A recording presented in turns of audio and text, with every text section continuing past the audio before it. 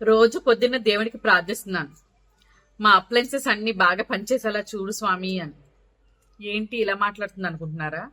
గత 3 సంవత్సరాలుగా మాకున్న అప్లయన్సెస్ మీద ఎంత ఖర్చు పెట్టామంటే, ఎన్ని రిపేర్లు చేపించామంటే అసలు చాలా షాకింగ్ గా ఉంటుంది మాకైతే.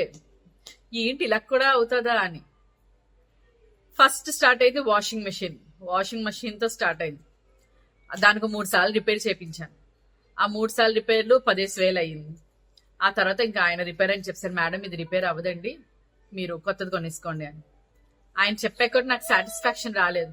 దాన్ని తన్ని, దాన్ని కొట్టి, దాన్ని ఎంతో టార్చర్ చేసి ఒక 6 months వర్క్ అయ్యేలా చేసుకున్నాను, అలా డ్రాగ్ చేస్తూ. ఆ తర్వాత ఇంకా గివప్ చేస్తాను, నా వల్ల కాదు నీ టార్చర్ భరించడం అని చెప్పి గివప్ చేసేసరికి కొత్త వాషింగ్ మెషిన్ కొనాల్సి వచ్చింది. ఆ తర్వాత స్టవ్ ఎన్నిసార్లు, అది కొత్త స్టవ్, ఎన్నిసార్లు రిపేర్ చేయించాను ఆ స్టవ్ కి. ఆ తర్వాత గ్యాస్ సిలిండర్ ఎంత దారుణం అంటే, ఆ రెగ్యులేటర్ పెడతాం కదా, అది జస్ట్ ఓపెన్ చేసే టైంలో నా చేతిలో వచ్చే ముక్కలన్నీ బ్రేక్ అయ్యి, అంత దారుణం. ఆ తర్వాత మా వాటర్ ప్యూరిఫైయర్. ఇవాళ ఎందుకు దీని గురించి చెప్తున్నానంటే, మా వాటర్ ప్యూరిఫైయర్ మళ్ళీ రిపేర్ వచ్చింది. లక్కీగా దేవుడు కొంచెం కరుణించాడు మా మీద. ఆయన ఫ్రీగా వచ్చేసి ఫిల్టర్ అది మార్చి అంత రిపేర్ చేశాడు. Thank you God. చాలా భయపడ్డాను ఎందుకంటే ఒక అప్లయన్స్ రిపేర్ వచ్చిందంటే అదో 10,000-15,000 తప్ప ఇంకా తక్కువకి మాత్రం అవ్వట్లేదు. ఒక్క నిమిషం. సో అదనమాట. అలాగే ఏసీస్ రిపేర్ చేయించాం. ఏసీస్ కి అయితే ఇంకా మరి డబ్బులు అంతా ఖర్చు పెట్టలేదు. అది ఇంకా వర్స్ట్ ఏంటంటే, మనం వాడే కెటల్ ఉంటుంది కదా, వాటర్ హీటర్. నేను చాలా కెటల్ ఎక్కువ వాడతాను, ఎందుకంటే పాపతో ఉంటాను కనుక తనకి వేడి నీళ్ళు ఎప్పుడు పడితే అప్పుడే ఈజీగా పెట్టి ఇచ్చేలాగా కెటల్ ఉంటుంది నా దగ్గర ఎప్పుడు. ఈ 3 సంవత్సరాల్లో ఒక 6-7 కెటల్స్ మార్చినట్టున్నాను. టక్క టక్క టక్క టక్క పగిలిపోయేవి అవి. ఒక్క నిమిషం ఆగు.